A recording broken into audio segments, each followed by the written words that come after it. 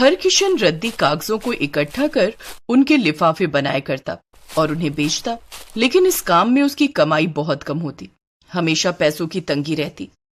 वो अपने बेटे सोनू की छोटी से छोटी फरमाइश भी पूरी नहीं कर पाता था। बाबा, मेरे दोस्त मोनू के पास बहुत सुंदर खिलौना है, मुझे भी वैसा ही खिलौना चाहिए। अब सोनू बेटे, मैं तेरे लिए खिलौना ला दूंगा, तू पहले लिफाफे बनाने में मेरी मदद कर। ठीक है बाबा। सोनू लिफाफा बनाने में हरकिशन की मदद करने लगता है। सोनू को रद्दी कागजों से खिलौने बनाने का बहुत शौक था। बाबा, मैं ये कागज के टुकड़े ले लूं?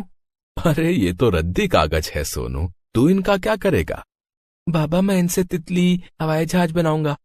अच्छा, ले ले। तभी हरकिशन की पत्नी रमैया सोनू को आवाज लगाती है। सोनू, तूने पहले से ही घर में रद्दी कागजों का ढेर लगा दिया है, पहले उन्हें साफ कर। माँ, मैं उन कागजों से ना खिलौने बनाऊंगा। तेरे खिलौनों के चक्कर में पूरा घर गंदा हो गया है। मैं अभी आता हूँ माँ। सोनू खेलने चला जाता है। फटी हुई साड़ी में लिपटी रमैया हरकिशन के लिए चाय लेकर आती है। वो देखती है कि हरकिशन की आंखों में आंसू भरे हुए थे। सोनू के बाबा, क्या बात है, आपकी आंखों में आंसू? सोनू की माँ, तुम तो जानती ही हो कि लिफाफे बेचकर कितने कम पैसे मिलते हैं। बड़ी मेहनत से रद्दी कागजों को ढूंढता हूँ, फिर लिफाफे बनाता हूँ, लेकिन इतने पैसे भी नहीं कमा पाता कि अपने इकलौते बेटे सोनू की ख्वाहिश पूरी कर सकूं। मैं तो सोनू को पढ़ाना चाहता हूँ, लेकिन पैसे न होने के कारण उसे स्कूल नहीं भेज सकता। आप तो जानते हैं कि हमें 2 वक्त की रोटी नसीब हो जाए तो वही हमारी खुशकिस्मती होती है। हम कैसे अपने बेटे को पढ़ा पाएंगे, लेकिन आप चिंता मत कीजिए, भगवान हमारी मदद जरूर करेंगे। हमारे पास भी पैसा होगा। लेकिन कैसे होगा ये अब? आप परेशान क्यों होते हैं? सोनू कागज के खिलौने बना लेता है, आप उन्हें बाजार में क्यों नहीं बेचते? नहीं रमैया, मैं सोनू के बनाए खिलौनों को बाजार में नहीं बेचूंगा। ये खिलौने मेरे लिए बहुत अनमोल हैं। अगर उसके लिए खिलौने खरीद नहीं सकता तो उसके बनाए खिलौनों को बेचने का मुझे कोई अधिकार नहीं है। तो क्या हुआ सोनू के बाबा, खिलौने तो फिर बन जाएंगे। अगर आप उन खिलौनों को बाजार में बेचेंगे तो हमारी कुछ ज्यादा कमाई हो जाएगी, वे पैसे हमारे काम आएंगे। ठीक है, मैं सोनू से कह देता हूँ कि रोज कागज के खिलौने बनाया करे। उस दिन सोनू जब घर आता है तो हरकिशन उसे कागज के खिलौने बनाने के लिए कहता है। सोनू बेटे, अब तू रोज कागज के खिलौने बनाया कर, उन्हें मैं बाजार में बेचूंगा तो हमें पैसे मिलेंगे। ठीक है बाबा। अब सोनू भी रोज हरकिशन के साथ रद्दी कागज चुनने के लिए जाया करता और उनसे कागज के खिलौने बनाता। एक दिन सोनू सुबह से एक ही खिलौना बना रहा था।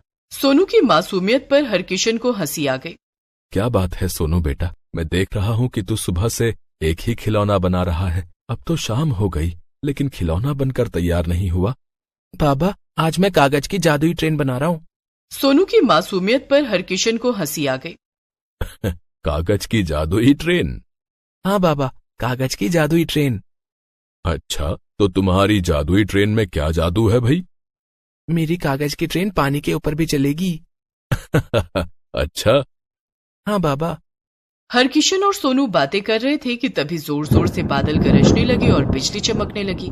बाबा, बारिश होने वाली है। हाँ सोनू, लगता है कहीं बिजली गिरी है। हरकिशन का इतना कहना था कि जोर जोर से बारिश होने लगी। सोनू खिड़की के बाहर बारिश देखता रहा और कागज की ट्रेन बनाता रहा। बारिश लगातार होती रही। बारिश तो रुकने का नाम ही नहीं ले रही है। मुझे तो डर है कि कहीं बाढ़ ना आ जाए। माँ, बाबा देखो, मेरी जादुई ट्रेन बनकर तैयार हो गई। रमैया और हरकिशन कागज की इतनी बड़ी ट्रेन देखकर हैरान थे। इस ट्रेन के हमें बहुत पैसे मिलेंगे। नहीं बाबा, ये ट्रेन मैंने बेचने के लिए नहीं बनाई। इस ट्रेन पर हम सब सवारी करेंगे। तीनों बातें कर रहे थे, तभी बाहर काफी शोर मचने लगा। ये कैसा शोर है? मैं बाहर जाकर देखता हूँ। वो बाहर जाता है तो देखता है कि बारिश का पानी पूरे गांव में भर गया था। अरे हरकिशन भैया, क्या देख रहे हो? अरे गांव में बाढ़ आ गई है भैया, जल्दी से यहाँ से निकलो, नहीं तो हम सब डूब जाएंगे, बता रहे हैं। हरकिशन घर के अंदर आता है। क्या बात है, आप इतने घबराए हुए क्यों हैं? जल्दी से सामान बांध लो, हमें यहाँ से निकलना होगा। लेकिन क्यों? गांव में बाढ़ आ गई है, अगर हम अभी नहीं निकले तो मारे जाएंगे। रमैया जल्दी से सामान बांधती है और तीनों घर से निकल पड़ते हैं। चलते समय सोनू कागज की ट्रेन अपने हाथ में ले लेता है। सोनू बेटा, ये कागज की ट्रेन पानी में बह जाएगी, इसे यहीं छोड़ दो। नहीं बाबा, मैंने इस ट्रेन को बहुत मेहनत से बनाया है, यही तो हमारी जान बचाएगी। इसे मैं अपने साथ लेकर जाऊंगा। ठीक है सोनू, अब जल्दी चलो। तीनों घर से निकल पड़ते हैं। बारिश लगातार हो रही थी। गांव में बाढ़ का पानी खतरे के निशान से ऊपर आ चुका था। लोग अपना अपना सामान लेकर किसी तरह से जान बचाकर भाग रहे थे। अरे भागो भैया, अरे जल्दी निकलो यहाँ से, अरे गांव डूबने वाला है। तभी सोनू कहता है, रुकिए, आप लोग यहाँ से मत भागिए। अरे भागेंगे नहीं तो जान से हाथ धोना पड़ेगा सोनू, चलो भागो। नहीं, ऐसा नहीं होगा, मैं आप लोगों को कुछ नहीं होने दूंगा। अरे सोनू, इस गांव में हर साल बाढ़ आती है, लेकिन ऐसी भयानक बाढ़ कभी नहीं आई। तुम हम लोगों की मदद कर पाओगे? तभी सोनू ने अपनी कागज की ट्रेन बाढ़ के पानी के ऊपर रख दी। मेरी कागज की ट्रेन सबकी जान बचाएगी। सोनू, ये बाढ़ है, मजाक का समय नहीं है। ये कागज की ट्रेन हम सबकी जान कैसे बचा सकती है? मैं मजाक नहीं कर रहा हूँ मुखिया जी, ये कागज की ट्रेन जादुई है। भला कागज की ट्रेन भी जादुई होती है क्या? मेरी ट्रेन जादुई है। तो दिखाओ अपनी ट्रेन का जादू। कागज की ट्रेन दिखा दे अपना कमाल। सोनू के इतना कहते ही कागज की ट्रेन बड़ी होने लगी। ये देखकर सब हैरान हो गए। ये ट्रेन बड़ी कैसे हो रही है? मुझे तो अपनी आंखों पर यकीन नहीं हो रहा है। कहीं मैं सपना तो नहीं देख रहा हूँ। धीरे धीरे वो ट्रेन एक विशालकाय ट्रेन में बदल गई। वो ट्रेन लोहे की ट्रेन की तरह मजबूत थी। सब लोग इस ट्रेन में बैठ जाइए। हरकिशन, रमैया, मुखिया जी और गांव के सब लोग कागज की ट्रेन में बैठ जाते हैं। वो ट्रेन इतनी बड़ी थी कि गांव के सारे लोग उसमें आराम से बैठ गए। उस ट्रेन में सबके लिए खाने पीने का सामान और सोने के लिए बिस्तर था। हैरानी की बात तो ये थी कि बाढ़ का पानी ट्रेन को छू भी नहीं पा रहा था। गांव से बाढ़ का पानी निकलने में 2 दिन लग गए। तब तक गांव वालों ने कागज की जादुई ट्रेन में रहकर अपनी जान बचाई। बाढ़ का पानी उतर जाने के बाद सब लोग ट्रेन से नीचे उतर गए, जिसके बाद जादुई ट्रेन वापस अपने असली रूप में आ गई और सिकुड़कर छोटी हो गई। बहुत बहुत धन्यवाद सोनू, तुम्हारी कागज की जादुई ट्रेन ने हम सबकी जान बचा ली। इसके लिए तुम्हें मेरी तरफ से इनाम मिलेगा और तुम्हारे बाबा हरकिशन को नौकरी भी मिलेगी। क्या मेरे बाबा को नौकरी मिलेगी? हाँ सोनू, लेकिन हमें ये बताओ कि तुमने कागज की जादुई ट्रेन बनाई कैसे? हाँ सोनू बेटा, तुमने कागज की जादुई ट्रेन कैसे बना ली? एक दिन जब मैं बाबा के साथ रद्दी कागज चुनने गया था ना, तब कुछ कागजों को आपस में बातें करते हुए सुना। क्या कागज भी बोलते हैं क्या? हाँ, ये कागज एक दूसरे से बातें कर रहे थे। क्या बातें कर रहे थे? ये कागज के टुकड़े जादूगर नीलाब की लिखी गई किताब जादुई कागज की ट्रेन के कुछ पन्ने थे जो किसी तरह से फटकर बाहर आ गए थे। उन कागज के टुकड़ों ने क्या बातें की? उन्होंने कहा कि जल्दी ही इस गांव में बाढ़ आने वाली है। अगर इन कागजों के टुकड़ों से ट्रेन बनाई जाएगी तो वो जादुई कागज की ट्रेन बन जाएगी, जिसमें बैठकर सारे गाँव वासियों की जान बच जाएगी। उन कागजों के टुकड़ों की बातें सुनने के बाद मैं उन्हें घर ले आया और उनकी ट्रेन बना ली। तुमने बहुत नेक काम किया है सोनू। कल पंचायत के सामने मैं तुम्हें पुरस्कृत करूंगा। उस समय सभी अपने अपने घर चले जाते हैं। दूसरे दिन मुखिया जी ने पंचायत बुलाई। सोनू ने बाढ़ से सबकी जान बचाई है, इसके लिए सोनू को पुरस्कार दिया जा रहा है। पुरस्कार के तौर पर सोनू की पूरी पढ़ाई का खर्च मैं उठाऊंगा। सोनू को पढ़ाई के लिए शहर भेजूंगा। इसके साथ ही मैं हरकिशन को 10,000 रुपए की तनख्वाह पर नौकरी पर रखता हूँ। आपका बहुत बहुत धन्यवाद मुखिया जी। नहीं सोनू, पूरा गांव तुम्हारा आभारी है। धन्यवाद तो हमें तुम्हारा करना चाहिए। दूसरे दिन से सोनू स्कूल जाने लगा और हरकिशन को मुखिया जी के यहाँ नौकरी मिल गई। अब उनके दुख भरे दिन दूर हो गए थे। अरे मोनू, तुम्हारा मुंह क्यों उतरा हुआ है? सुबह सुबह स्कूल जाने का मन नहीं हो रहा है क्या? मोनू, हम लोग बहुत मेहनत करके तुझे पढ़ा रहे हैं। तुझे मन लगाकर पढ़ना है ताकि हमारी गरीबी एक दिन खत्म हो सके। ये सब सुनकर मोनू ऊपर ही ऊपर मुस्कुराने लगता है ताकि उसके माता पिता को कोई तकलीफ ना हो। पिताजी, मुझे तो पढ़ाई करने में बहुत मजा आता है। आप लोग चिंता मत करो, मैं एक दिन बहुत बड़ा आदमी बनूंगा पढ़ लिख कर। इतना कहकर मोनू अपने माता पिता के पैर छूता है और स्कूल के लिए निकल जाता है। पिछले जन्म में हमने बहुत अच्छे कर्म किए होंगे संध्या, जो हमें इतनी अच्छी औलाद मिली। चलो अब मैं भी काम पर निकलता हूँ। इतना कहकर महेश भी काम पर चला जाता है और संध्या घर का काम करने लगती है। वहीं दूसरी तरफ मोनू अपने स्कूल के पास पहुंच जाता है, लेकिन स्कूल के अंदर जाने की उसकी हिम्मत नहीं होती। तभी उस स्कूल से एक मोटा लड़का पंकज वहां पर आ जाता है अपने कुछ दोस्तों के साथ। ये देखो, आ गया भिखारी की औलाद। ये पूरे स्कूल में एक अकेला ऐसा लड़का है जो जमीन में बैठकर पढ़ाई करता है और हम उसी क्लास में बेंच पर बैठते हैं। यही है इसकी औकात। क्लास के सभी लड़के बेंच पर बैठते हैं, लेकिन मोनू की फीस हर बार समय पर ना जमा होने की वजह से उसे जमीन पर बिठाया जाता है। अबे मोटू, तू मेरी गरीबी का मजाक मत उड़ाया कर। एक दिन मैं तुझसे भी बड़ा आदमी बनकर दिखाऊंगा। देख रहे हो विनोद, ये बड़ा आदमी तो बाद में बनेगा, पहले इसे लंबा कर देते हैं। हाँ, यह तूने बिल्कुल सही कहा पंकज। दोस्तों अटैक! पंकज के दोस्त मिलकर मोनू को मारने लगते हैं। तभी वहाँ पर प्रिंसिपल आ जाते हैं। अरे जल्दी भाग, देख मुंडेला आ रहा है। कहाँ भाग गए हो तुम लोग? रुक जाओ तुम लोग, सुबह सुबह यहाँ पर लड़ाई झगड़ा करने लगते हो। पढ़ाई लिखाई किसी को नहीं करनी। प्रिंसिपल चिल्लाते हुए उनके पास पहुँचता है, लेकिन तब तक पंकज और उसके दोस्त वहाँ से भाग जाते हैं। अब वहाँ पर मोनू अकेला बचता है। सर, ये लोग मुझे हमेशा गरीब गरीब कहकर परेशान किया करते हैं और मुझे मारते भी हैं। और तुम तो जैसे दूध के धुले हुए हो। अरे जब इतनी ही गरीबी छाई है तुम्हारे ऊपर, तो इस महंगे स्कूल में पढ़ने की क्या जरूरत है? जाओ सरकारी स्कूल में पढ़ाई करो। आज फीस जमा करनी थी ना, फीस लाए हो तो ही स्कूल के अंदर आना, वरना पापा को बुला कर लाओ। सर आज नहीं, कल मैं अपने पापा से कह दूंगा। मैं सुबह उनसे कहने ही वाला था, लेकिन उनका चेहरा देखकर मुझसे कहा नहीं गया फीस के लिए। और वैसे भी मैं क्लास में बेंच पर तो बैठता नहीं हूँ सर, मैं अकेला स्टूडेंट हूँ जो जमीन पर बैठकर पढ़ाई करता हूँ।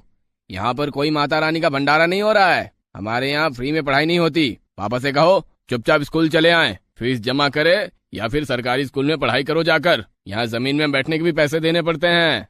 मोनू के बार बार कहने पर भी प्रिंसिपल नहीं मानता और थोड़ी देर बाद मोनू वहाँ से चला जाता है। तभी रास्ते में वो देखता है कि उसके पिताजी महेश अपने सर पर बहुत सारी ईंट इधर से उधर ले जा रहे हैं। पापा को मजदूरी करता देख मोनू की आंखों में आंसू आ जाते हैं। पापा तो कहते थे कि किसी दुकान में काम करते हैं, ये क्या कर रहे हैं? अब मैं बड़ा हो गया हूँ, अब मैं भी काम करूँगा, पढ़ाई लिखाई बाद में करूँगा। मोनू बाजार जाता है और दुकानों में जाकर काम ढूंढने लगता है। अंकल अंकल, क्या मुझे आपकी दुकान पर काम मिल सकता है? बहुत जरूरत है। स्कूल की ड्रेस देखकर तो लग रहा है कि अच्छे स्कूल में पढ़ते हो। तुम आजकल के बच्चे जरा से बड़े हुए नहीं, घर से भागकर इधर उधर काम करने लगते हो ताकि बाहर अय्याशी कर सको। भाग जाओ यहाँ से, अभी तेरी उम्र नहीं हुई है काम करने की। खुद भी मरेगा, मुझे भी मरवाएगा पुलिस के हाथों। तो इस तरह दिन भर मोनू स्कूल ड्रेस में ही काम ढूंढता रहता है, पर उसे कहीं काम नहीं मिलता। मोनू के माता पिता बहुत परेशान हो जाते हैं और हर तरफ उसे ढूंढने लगते हैं, पर वो कहीं नहीं मिलता है। इतनी रात हो गई, पता नहीं कहाँ चला गया मोनू। अगर वो नहीं मिला तो मैं जी नहीं पाऊंगी। अरे परेशान मत हो, पुलिस में रिपोर्ट लिखा दी है। मोनू की माँ रोती रहती है। इधर रात में पंकज और उसके दोस्त मोनू को मिल जाते हैं और उसे बहुत मारते हैं, जिससे वो बेहोश हो जाता है। अच्छा हुआ ये यहाँ मिल गया, सुबह का अधूरा काम अब जाके पूरा हुआ। चलो अब निकलते हैं।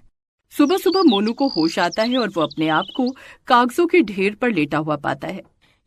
मुझे यहाँ से नीचे उतारो, कोई तो उतारो। तभी अचानक सारे कागज हवा में उड़ने लगते हैं और मोनू जमीन पर गिर जाता है। तभी अचानक सभी कागज एक छोटी सी डायरी में तब्दील हो जाते हैं और उसका बैग भी वहाँ पर पड़ा होता है। ये इतने सारे कागज एक छोटी सी डायरी कैसे बन गई? जल्दी से घर जाता हूँ, मम्मी पापा ढूंढ रहे होंगे मुझे। तभी उस डायरी से अचानक एक आवाज आती है, मुझे तो उठा लो, सिर्फ अपना बैग उठाया और चल दिए। मोनू हैरान हो जाता है और वापस पलटकर डरते हुए उस डायरी को उठा लेता है। इतनी छोटी उम्र में तुम अपने पिता की हेल्प करने के लिए दिन भर काम ढूंढते रहे, ये देखकर मुझे तुम पर दया आ गई। मैं एक जादुई डायरी हूँ, तुम इस डायरी पर जो भी लिख दोगे वही सच हो जाएगा और मुझे उम्मीद है तुम इसका गलत इस्तेमाल नहीं करोगे। अगर यकीन ना हो तो अभी ट्राई करके देख सकते हो।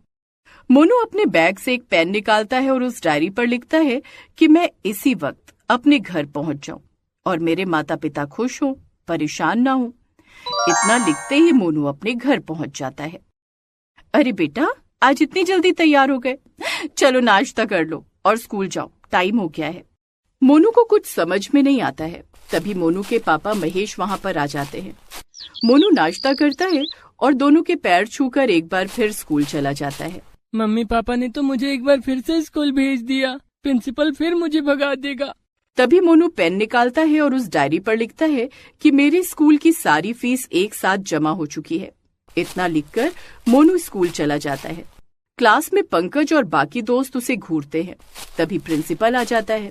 अरे मोनू, आज इतनी जल्दी आ गए? तुम्हारी फीस जमा हो गई है, इसलिए आज से तुम भी बेंच पर ही बैठोगे। नहीं सर, अब मेरी आदत हो गई है जमीन पर बैठकर पढ़ने की, मैं जमीन पर ही बैठूंगा। पंकज और उसके सभी क्लासमेट अपनी अपनी सीट पर बैठ जाते हैं। प्रिंसिपल भी अपनी कुर्सी पर बैठ जाता है। मोनू जमीन पर बैठकर चुपके से डायरी में लिखता है कि इस क्लासरूम में मौजूद सभी सीटों को और प्रिंसिपल की कुर्सी को अपना रूप दे दो।